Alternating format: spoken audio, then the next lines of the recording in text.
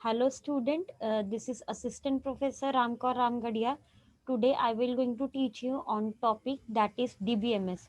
So let us start with the last chapter of DBMS. In this chapter, that is a relational database design, we will going to see introduction, anomalies of an normalized database and normalization. Okay. So let us see a brief introduction. Now, what is a relational database? A relational database which is made up of a number of relation, like one-to-one relation, one-to-many relation, then algebraic expression relations, any number of relation you can say. Okay, which is connected with an n number of attributes. Data is organized in the form of table. As you all know, हम data को table के format में store करके रखते हैं, जिसके through हम data को जल्दी से एक्सेस कर सके, डेटा को जल्दी से मॉडिफाई कर सके, डेटा अपडेट कर सके. तो ये सारा स्ट्रक्चर जो है हमारे डेटा का, हम लोग फिक्स करके रखते हैं. प्लस हम लोग मेन फोकस यहाँ पे ये चैप्टर पे करेंगे कि इश्यूज कौन कौन से प्रेजेंट होते हैं जब हम डेटाबेस डिजाइन करना स्टार्ट करते हैं. Okay, what are the issues present in this database designing scheme while using a relational model. कौन कौन से टाइप्स के इश्यूज हमें फेस करने पड़ेंगे. The goal of a relational database design is to generate a set of relation schemes that allow us to store information without unnecessary redundancy and also to retrieve the information easily. अब हम लोग क्या करेंगे, एक गोल set करेंगे और you can say we will going to create a goal, ताकि हम लोग जो हमारा डेटा है वो डेटा को अच्छी तरह डेटाबेस डिज़ाइन कर सके और वो डेटा को उसके अंदर फिट कर सके. और हम लोग ये भी ट्राई करेंगे देखने के लिए कि डुप्लीकेशन ऑफ डेटा ना प्रेजेंट हो.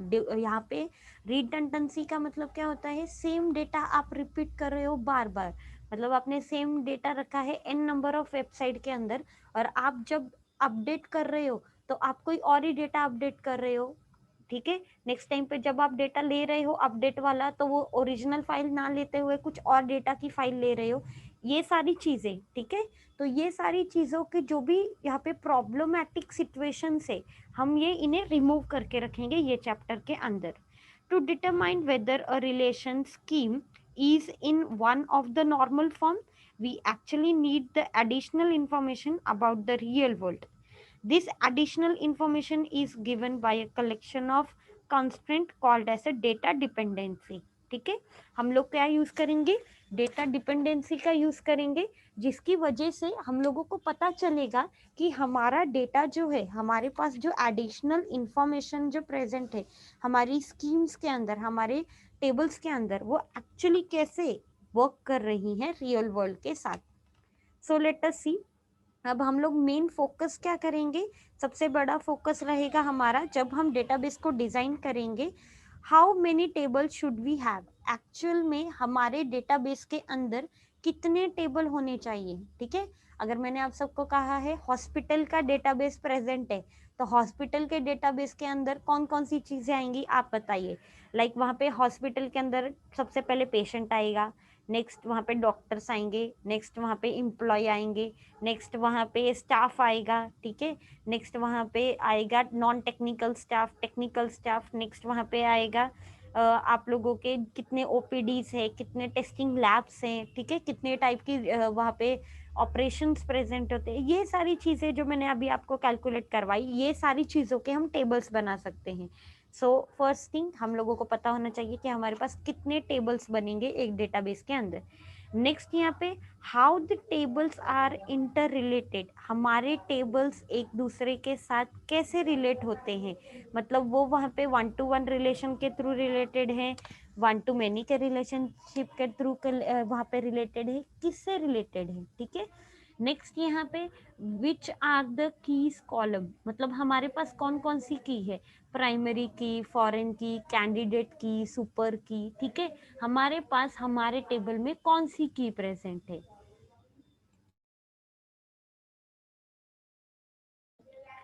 नेक्स्ट अब देखो यहाँ पे what type of constant do we have, हमारे पास कोई ऐसा टेबल है क्या जिसको कोई भी की प्रेजेंट नहीं है, ठीक है। कांस्टेंट हमने देखा था ओके थर्ड चैप्टर में, सेकंड चैप्टर में। तो हमें ये भी पता होना चाहिए कि हमारे पास कहाँ पे कोई टेबल ऐसा है क्या जिसके पास कोई भी की प्रेजेंट नहीं है, तो हमें वो की बनानी पड़ेगी खुद होके। तो ये सारी चीजें हमें पता होनी चाहिए। प्लस हमारे पास डेटा डुप्लीकेट रिपीट तो नहीं हो रहा, ये भी चेक करना पड़ेगा ताकि इनकंसिस्टेंसी ना हो। लास्ट में हमें ये भी चेक करना पड़ेगा कि हम लोग कैसे मेमोरी स्पेस सेव कर सके, कम से कम जगह या कम से कम मेमोरी यूज करते हुए ज्यादा से ज्यादा डेटा हम कैसे स्टोर करके रखेंगे। ये सारी चीजें हमें ये चैप्टर में सीखने के लिए मिलेगी, ठीक है। So let us see the next one slide. Anomalies of unnormalized database. Okay, unnormalized database का मतलब क्या होता है, आप लोगों ने आपका डेटाबेस जो है वेल मेंटेन करके नहीं रखा है, अब नॉर्मल वे में रखा है या अननॉर्मल वे में रखा है, मेंटेन बिल्कुल भी नहीं किया है, कैसे भी डेटा कभी भी आया उठा के डाल दिया, कभी भी कोई फाइल आई कॉपी कर ली पेस्ट कर ली, कहीं कहीं भी कोई भी ड्राइव पे कुछ भी डेटा रख दिया, दैट इज अननॉर्मलाइज्ड डेटाबेस। अब यहाँ पे एनोमलीज का मतलब होता है problems. Okay, which are the problems we are facing, कौन कौन से प्रॉब्लम्स है जो हमें फेस करने पड़ रहे हैं। To understand the pitfall in any relation database, we will see a simple example of student database. अब यहाँ पे हम लोग सबसे पहले पिटफॉल यानी कि प्रॉब्लम कहाँ पे है ये चेक करने से पहले सबसे पहले एक एग्जांपल देखते हैं स्टूडेंट टेबल का। A student information is maintained in the database such as a roll number, name, address, class, subject, teacher who taught this subject with teacher ID. The information is maintained in a simple single table. अब यहाँ पे उन्होंने क्या बताया है, हमारे पास student नाम का डेटाबेस है, ये डेटाबेस के अंदर हमने roll number, name, address, class, subject, teacher ID और टीचर नेम ये सारी चीजें लिखी हुई है। अब आप सबको दिख रहा होगा ये एक ही टेबल के अंदर सारा डेटा फिल है, ठीक है, एक टेबल के अंदर सारा डेटा प्रेजेंट है। नेक्स्ट देखो, by observation we can see that the data is repeated again and again is called as a data redundancy. अब ये टेबल देखो जरा ध्यान से, यहाँ पे जैक का नेम 2 बार रिपीट हुआ है, ठीक है, स्मिथ का नेम रिपीट हो रहा है, नेक्स्ट यहाँ पे देखो और क्या रिपीट हो रहा है, टीचर आईडी, ठीक है, बार बार रिपीट हो रही है। तो ये सारी चीजें रिपीट हो रही है, that is a part of data redundancy. Redundancy consume more space and resource that necessary. अब रिडंडेंसी की वजह से स्पेस ज्यादा लगती है प्लस रिसोर्सेस भी ज्यादा लगते हैं। रिडंडेंसी में लीड टू एन इनकंसिस्टेंसी, ठीक है, बहुत सारी ज्यादा से ज्यादा रिडंडेंसी प्रेजेंट होगी तो वहां पे इनकंसिस्टेंसी, ठीक है, हमारा जो डेटा है वो कंसिस्टेंट वे में नहीं रहेगा, अनप्रॉपर मैनर में रहेगा डेटा, उसकी वजह से कभी भी सॉर्ट नहीं हो पाएगा, डेटा सॉर्टिंग करते टाइम प्रॉब्लम आएगी, अपडेट करते टाइम प्रॉब्लम आएगी, that is a part of inconsistency. This can be removed by separating this table in which are keys. Okay, तो हम लोग क्या करेंगे, हम ये टेबल्स को रिमूव कर देंगे, सेपरेट कर देंगे और यहाँ पे हम लोग क्या करेंगे, कीज की हेल्प के थ्रू हम लोग ये टेबल्स को सेपरेट करना स्टार्ट करेंगे। सो अगर आप लोग ध्यान से देखोगे ये टेबल को, ठीक है, if you see this table, यहाँ पे आप लोगों को 3 से 4 टेबल दिखाई देंगे इफ यू एबल टू सी, ठीक है, roll number, name, address, class, subject, teacher ID, teacher name, ये अब सब कुछ एक ही टेबल में कलेक्टेड है। हम लोग क्या करेंगे, हम लोग ये अलग अलग टेबल में डिवाइड करेंगे। सो सी दिस, हम लोग क्या करेंगे, सबसे पहले स्टूडेंट टेबल क्रिएट करेंगे और वहां पे रोल नंबर, नेम और एड्रेस लिखेंगे, दिख रहा है। नेक्स्ट टाइम पे हम लोग क्या करेंगे, क्लास टेबल क्रिएट करेंगे जहाँ पे क्लास आईडी और क्लास लिखेंगे, दिख रहा है। नेक्स्ट हम लोग क्या करेंगे, अब यहाँ पे टीचर टेबल क्रिएट करेंगे, टीचर आईडी और टीचर नेम लिखेंगे। और नेक्स्ट हम लोग फोर्थ क्या करेंगे, यहाँ पे रिलेशनशिप क्रिएट करेंगे प्राइमरी की और फॉरेन की, ताकि ये जो एक टेबल में इतना सारा डेटा मिसबिहेवियर मिस मैनर में क्रिएट किया गया है वो सेपरेट किया जाए। ओके, नेक्स्ट पॉइंट देखो, user can ask queries and the database provide proper result.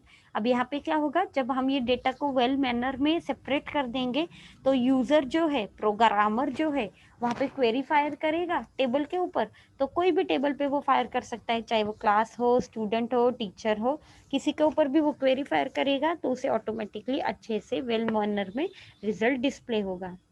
For designing the database consider the two important criteria. अब हम लोग जब डेटाबेस ये डिजाइन करेंगे, हम लोगों को दो चीजें हमेशा याद रखनी है। First thing, when a database is stored, avoid redundancy, that is repetition of data should not be available in a table or a database। हम लोगों को अवॉइड करना है डेटा रिपीटेशन को। नेक्स्ट देखो, when a database is stored it must be in a normalized form। जब हम database को स्टोर करेंगे वो नॉर्मलाइज फॉर्म में होना चाहिए। This will provide a better efficiency and reliability. ये हम लोगों को बेटर एफिशिएंसी, वर्क करने के लिए एक बेटर क्वालिटी, स्मूथनेस देगा, प्लस रिलायबिलिटी भी देगा।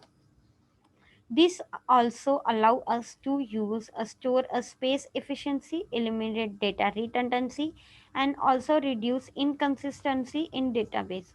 अब ये क्या होगा, हम लोग इसके थ्रू रिडंडेंसी रिमूव कर देंगे, प्लस यहाँ पे इनकंसिस्टेंसी जो डेटाबेस के अंदर थी वो भी रिमूव हो जाएगी और इसकी वजह से हमारा डेटा अच्छे से स्टोर होके रहेगा।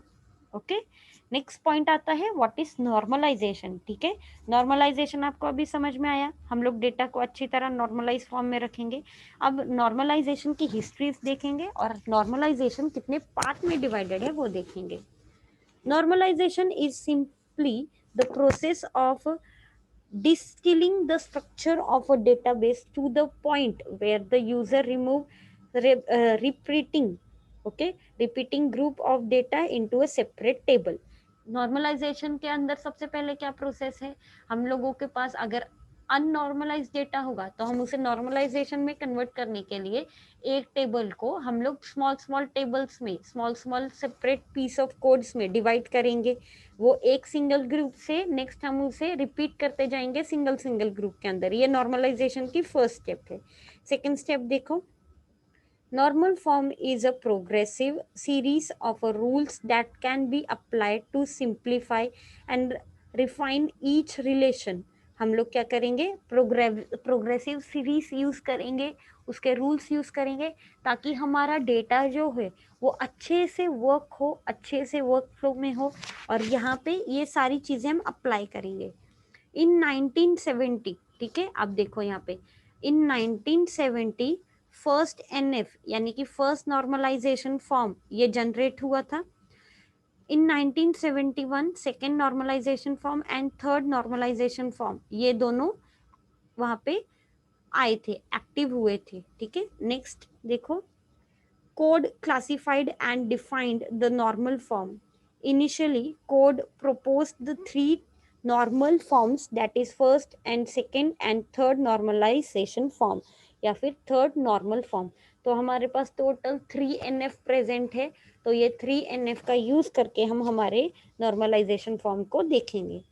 नेक्स्ट पार्ट आता है advantages and disadvantages. First advantages है, it improves query retrieval performance. ठीक है, हम क्वेरी अच्छे से रिट्राइव, रिकॉल, रीयूज कर सकते हैं। नेक्स्ट वन सेकेंड पॉइंट देखो, it eliminate insertion, deletion and modification problem to great extent. अब यहाँ पे क्या होता था, हम लोगों को अगर अननॉर्मलाइज फॉर्म में डेटा है तो सभी वहाँ पे टप्पल के अंदर डेटा इंसर्ट करना पड़ता था, जिसकी वजह से मेमोरी बढ़ती थी, प्लस टाइम वेस्ट होता था, क्वेरी भी बढ़ जाती थी। लेकिन हम लोग जब वहाँ पे नॉर्मलाइजेशन का यूज़ करेंगे, क्वेरीज को सेपरेट करेंगे टेबल्स के अंदर डिफरेंट डिफरेंट, तो हम लोगों का इंसर्शन, डिलीशन, अपडेशन, मॉडिफिकेशन की प्रॉब्लम्स ये कम हो जाएंगी। It reduce redundancy so problems are minimised. अब यहाँ पे डेटा रिपीटेशन जैसे ही आपका रिमूव हो जाएगा तो यहाँ पे आपकी प्रॉब्लम्स भी कम हो जाएगी।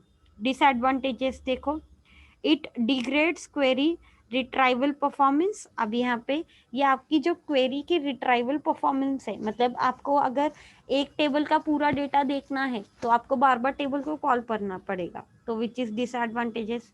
Normalise tables will loss real world meaning. Yes, I agree with this. अगर आप एक एक्चुअल टेबल को कन्वर्ट कर रहे हो नॉर्मलाइजेशन के अंदर तो वो टेबल का पूरा मीनिंग भी चेंज हो जाता है, which is a very big disadvantages for normalization. A stronger definition of 3NF was proposed by a Boyks and code. It is known that it is a Boyk code normal form. तो यहाँ पे definition जो हमारी बॉयक code, ठीक है, BCNF की है, वो सबसे बड़े डिसएडवांटेजेस है, ऐसा उन्होंने बताया है। नेक्स्ट यहाँ पे देखो नॉर्मलाइजेशन फॉर्म कैसे वर्क होता है। सबसे पहले आता है first relation, first NF relations, that is atomic value. Atomic value and non atomic value हम फिर से डिफरेंस में देखेंगे, जो ऑलरेडी हमने सेकेंड चैप्टर में देखी थी, प्लस थर्ड चैप्टर पे भी रिपीट हुई थी हमारी। नेक्स्ट है second NF relation, that is functional dependency. एक फंक्शन दूसरे फंक्शन के ऊपर कैसे डिपेंड होता है वो देखेंगे। नेक्स्ट है 3NF, वहाँ पे हम लोग देखेंगे नो ट्रांजिटिव डिपेंडेंसी। यहाँ पे कोई भी ट्रांजैक्शन या कोई भी टेबल या कोई भी टपल एक दूसरे के ऊपर डिपेंड नहीं रहता है। नेक्स्ट है boycott normal form relation, not overlapping candidate keys. अब यहाँ पे एक की है, कैंडिडेट की है, वो ओवरलैप बार बार रिपीट नहीं की जाएगी। नेक्स्ट देखो 5NF, no PJN, okay, that means no joint dependency. यहाँ पे जॉइंट्स नहीं प्रेजेंट होंगे, नेचुरल जॉइंट, ठीक है। नेक्स्ट आपने प्रोडक्शन देखा था, कार्टेशियन प्रोडक्शन, ऐसा टाइप का कुछ प्रेजेंट नहीं होगा। Future higher normal forms relation last में आएगा, ठीक है। So let us see problem caused by redundancy. Okay, redundancy means duplication of data, बार बार सेम डेटा को आप डुप्लीकेट कर करके अलग अलग जगह पे रख रहे हो, तो कौन कौन सी प्रॉब्लम होती है। सबसे पहली चीज ये सबको पता होती है, वेस्टेज ऑफ स्टोरेज स्पेस। अगर आप सेम डेटा को अलग अलग साइट्स पे, अलग अलग आपके C ड्राइव, E ड्राइव, या फिर एक सेम इमेज को 10 बार डाउनलोड करके रखोगे, तो आपकी वहाँ पे मेमोरी स्पेस बढ़ जाएगी, वो लॉस हो रही है unnecessary. The main aim of database is to reduce redundancy, means that information is to be stored only once। यानी कि यहाँ पे एक डेटा या एक इंफॉर्मेशन को एक ही बार स्टोर करके रखना चाहिए, ना कि बार बार रखना चाहिए। नेक्स्ट देखो storing information for several time leads to a wastage of stored space। Yes, I agree with that। and an increases in total space of data store। yes, अगर आप सेम डेटा को बार बार रिपीट करके रख रहे हो, तो आप लोग क्या कर रहे हो, अपनी टोटल स्पेस को ही वहां पे वेस्टेज के थ्रू यूज कर रहे हो। मतलब you are wasting your downloading net pack also, as well you are wasting the same storage space also. Now let us see next one, update anomalies, ठीक है। Multiple copies of same field में lead to update anomalies problem, ठीक है। आप लोग क्या कर रहे हो, आप लोगों को अपडेट करनी है एक सेम फाइल, जो अपने D drive, C drive, E drive, desktop सब जगह रखी है। आप लोग क्या कर रहे हो, E ड्राइव पे अपडेट कर रहे हो, और जब आपको वो करंट आपको फाइल चाहिए या एक्सेस करना है, तो आप लोग डेस्कटॉप की फाइल एक्सेस कर रहे हो। तो मतलब आप लोग जो अपडेटेड वाली फाइल नहीं है, आप लोग वो गलती से वहां पे एक्सेस कर रहे हो। तो ये यहाँ पे बहुत बड़ी एनोमॉली है, ये बहुत बड़ी एक प्रॉब्लम है। if changes are made in one file, it should be reflected in other file or other field also। Next one देखो इंसर्शन एनोमॉलीज। अब यहाँ पे इंसर्ट करते टाइम कौन कौन सी प्रॉब्लम्स आती है। In this case, if any existing student is going to offer any more subject, then it increases the duplicate while inserting a new record। अब यहाँ पे कभी कभी क्या होता है, आप लोग एक फॉर एग्जांपल जो पहले वाला टेबल था, ये टेबल देखो, ये टेबल के अंदर कोई स्टूडेंट है, उसे न्यू सब्जेक्ट अगर लेना है, लाइक फॉर एग्जांपल उसे PHP लेना है। यहाँ पे जैक को PHP उसने लिया था, जैक ने PHP हटा दिया, फिर से जैक ने डिसाइड किया मुझे PHP दोबारा लेना है, तो उसकी वजह से रिपीटेशन ऑफ सेम डेटा हो रहा है, देखो, ठीक है। तो ये भी इंसर्शन एनोमॉलीज का पार्ट है। नेक्स्ट वन देखो deletion anomalies. If one field is deleted in from relation, then the row will automatically delete. Yes of course, अगर जैक ने PHP का, ठीक है, PHP सब्जेक्ट जैक ने कोर्स डिसाइड किया मुझे नहीं लेना, बस हो गया, मुझे नहीं समझ में आ रहा है, तो फिर अगर जैक के नेम के आगे हमने पीएचपी का डेटा डिलीट किया, पीएचपी का कोर्स डिलीट किया, तो ऑटोमेटिकली जैक का रिकॉर्ड भी डिलीट हो जाएगा ना, जैक की रो भी डिलीट हो जाएगी। So that is a delete anomalies. Next देखो, use of decomposition. Okay, decomposition means breaking down a relation schema into a smaller relation schema. In order to have a good database design, it is necessary to decompose a big relation or a big relations into a smaller and meaningful relation. For example, relation R equals to A1, A2, A3. Here, it's represented by a set of relation schemes ry r ry ry r2 up to rn such that r equals to r1 plus r2 plus r3 up to rm। अब यहाँ पे इनका मतलब क्या है, आप क्या कर सकते हो, यूज ऑफ डिकम्पोजिशन यूज कब कर सकते हो, जब आपको लग रहा है कि डेटा जो आपके पास प्रेजेंट है वो अननॉर्मलाइज फॉर्म के अंदर प्रेजेंट है और आपको ये अननॉर्मलाइजेशन फॉर्म कन्वर्ट करना है नॉर्मल फॉर्म के अंदर। तो आप क्या करोगे, एक सिंगल टेबल को आप लोग डिवाइड करना स्टार्ट करोगे छोटे छोटे छोटे छोटे पार्ट्स के अंदर, ठीक है, उसी को बोलते हैं break down. So see this example के तौर पे। सो नाउ सी दिस, हमारे पास एक एग्जांपल है, यहाँ पे ब्रांच अंडरस्कोर कस्ट नाम का टेबल है जहाँ पे branch name, branch city, assets, customer name ये प्रेजेंट है।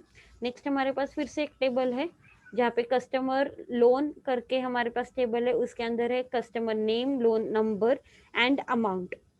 the two relation are actually constructed by the following relational algebraic expression। ठीक है, थर्ड चैप्टर में हमने एल्जिब्रिक एक्सप्रेशन देखे थे, तो उसके थ्रू हम लोग देखेंगे कि ये सबसे पहले कैसे लिखा जाएगा। सबसे पहले यहाँ पे देखो कैसे लिखा जाएगा, branch cust, branch underscore cust equals to, यहाँ पे है पाई, ठीक है, pi branch name comma branch city comma assets comma customer name in bracket. Okay, एक इन ब्रैकेट हम लोग लिखेंगे लेंडिंग। अब लेंडिंग का मतलब क्या है, ये टेबल्स को उन्होंने नेम दिया है as a lending. Next time पे फिर से customer underscore loan equals to pi customer name, loan number, amount, lending. Let's add certain record to this new created relation, that is branch and cost। अब हम लोग क्या करेंगे, इन दोनों table के अंदर डेटा इंसर्ट करेंगे। तो आपको दोनों टेबल दिखाई दे रहे हैं, अब ये दोनों टेबल के अंदर हमने सिर्फ रिकॉर्ड इंसर्ट किया है, बाकी हमने कुछ किया है क्या, नहीं, हमने कुछ नहीं किया है। दोनों टेबल के अंदर सिर्फ हम लोगों ने यहाँ पे इंसर्ट की है वैल्यू। नेक्स्ट टाइम पे हम लोग क्या करेंगे, नेक्स्ट टाइम पे हम लोग नेचुरल जॉइन का यूज करेंगे, ठीक है, नेचुरल जॉइन का यूज करेंगे। We can reconstruct the original lending relation as follow by using a cust, ठीक है, branch underscore cust natural join cust loan.